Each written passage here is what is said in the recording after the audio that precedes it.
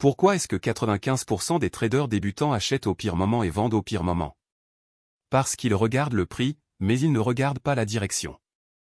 Dans cette vidéo, tu vas découvrir l'outil le plus simple et le plus utilisé au monde pour lire une tendance en un coup d'œil, la moyenne mobile. C'est la base de la base. Et si tu maîtrises cette base, tout le reste de l'analyse graphique va te paraître limpide. Reste jusqu'au bout, parce qu'à la fin, je te montre comment combiner 4 moyennes mobiles pour lire un graphique comme un livre ouvert. Imagine ta moyenne générale à l'école. Si je te demande ton niveau en maths, je ne regarde pas ta dernière note. Une seule note, ça peut être un accident, tu étais malade, tu as eu de la chance, peu importe. Non, je regarde la moyenne de tes 10 dernières notes. Et là, j'ai une vraie image de ton niveau. Une moyenne mobile, c'est exactement pareil, mais avec les prix. Au lieu de regarder le dernier prix, qui peut faire n'importe quoi sur une journée, on calcule la moyenne des derniers prix. Par exemple, une moyenne mobile à 10 périodes, c'est simplement la moyenne des 10 dernières bougies, on additionne les 10 derniers prix de clôture, et on divise par 10. Et pourquoi on dit mobile? Parce qu'à chaque nouvelle bougie, le calcul se met à jour. La bougie la plus ancienne sort du calcul, la nouvelle entre. La moyenne avance avec le prix, elle glisse le long du graphique. Résultat, ça dessine une ligne courbe, fluide, qui lisse tout le bruit du marché.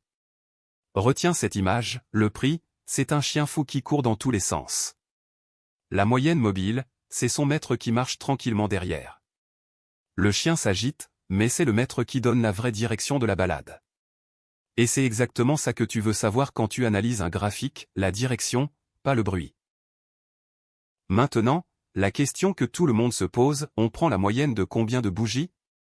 10? 50? 500? Il n'y a pas de règle gravée dans le marbre. Mais il y a des standards que toute la planète finance utilise. Et le plus célèbre de tous, c'est la moyenne mobile à 200 périodes. En unité de temps journalière, ça veut dire la moyenne des 200 derniers jours de cotation. Pourquoi 200? Petit repère à retenir, la bourse, c'est ouvert environ 250 jours par an.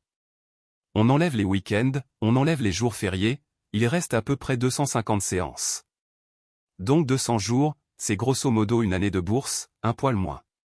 Quand tu regardes ta moyenne mobile de Sense, tu regardes en réalité le comportement moyen du marché sur quasiment un an. C'est elle qui te donne la tendance de fond. La marée, si tu préfères. Les vagues montent et descendent toute la journée, mais c'est la marée qui décide si le niveau de l'eau monte ou descend sur la durée. Sur mon graphique, je la mets en rouge. Et la lecture est enfantine, si le prix évolue au-dessus de la ligne rouge et qu'elle pointe vers le haut, le fond du marché est haussier. S'il évolue en dessous et qu'elle pointe vers le bas, le fond est baissier. Une ligne, une couleur, une réponse. C'est aussi puissant que ça.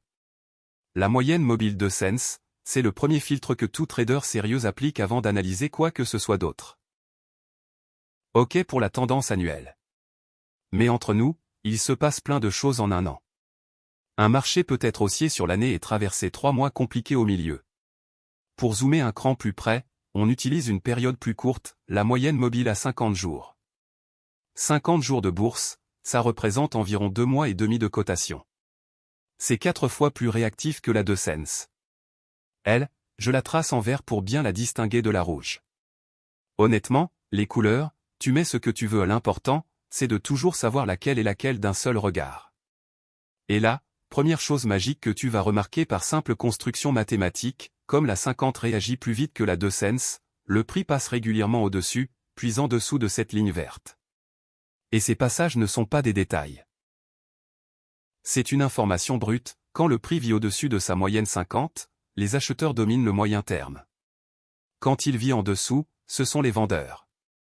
Deuxième information gratuite, la pente de la courbe. Une moyenne 50 qui monte, c'est une dynamique positive. Une moyenne 50 qui s'aplatit puis bascule vers le bas, c'est le marché qui te chuchote que quelque chose est en train de changer. Tu n'as encore rien calculé, rien analysé de compliqué, juste une ligne et sa pente, et tu sais déjà énormément de choses. C'est ça, la vraie puissance des moyennes mobiles. Des informations gratuites, juste en les regardant. On continue de zoomer. Pour la tendance court terme, j'utilise la moyenne mobile à 20 périodes. Pourquoi 20? parce qu'un mois de bourse, c'est environ 20 séances. Donc cette courbe, c'est littéralement l'humeur du marché sur le dernier mois. Fais le calcul des proportions, la 20, c'est exactement 10 fois moins de données que la 200. Forcément, elle colle beaucoup plus au prix. Elle ondule, elle réagit vite, elle épouse les mouvements. Je la mets en bleu sur mon graphique. C'est la courbe préférée des traders qui font du swing trading, c'est-à-dire ceux qui gardent leur position quelques jours à quelques semaines. Pour eux, la 200 est trop lente, c'est un paquebot. La 20, c'est le hors-bord, maniable, réactif, parfait pour surfer les mouvements du mois. Mais attention, qui dit plus réactif dit aussi plus de faux signaux. Plus ta moyenne est courte, plus elle se fait piéger par le bruit du marché. C'est le deal, réactivité contre fiabilité. Et pour finir la collection, il existe une dernière moyenne, utilisée de façon plus ponctuelle, la moyenne mobile à 10 périodes. Le très court terme. À peine 2 semaines de bourse. Celle-là, je la trace en jaune. Elle colle tellement au prix qu'on dirait presque son ombre. Seule, elle ne sert pas à grand-chose pour analyser une tendance, elle bouge trop. Mais combinée aux autres, elle devient une gâchette, c'est souvent elle qui réagit en premier quand le marché change de direction. Pense à elle comme au chat de la maison, il sent le tremblement de terre avant tout le monde. Il se trompe parfois, mais il sent toujours en premier. Maintenant, le moment que je t'ai promis au début.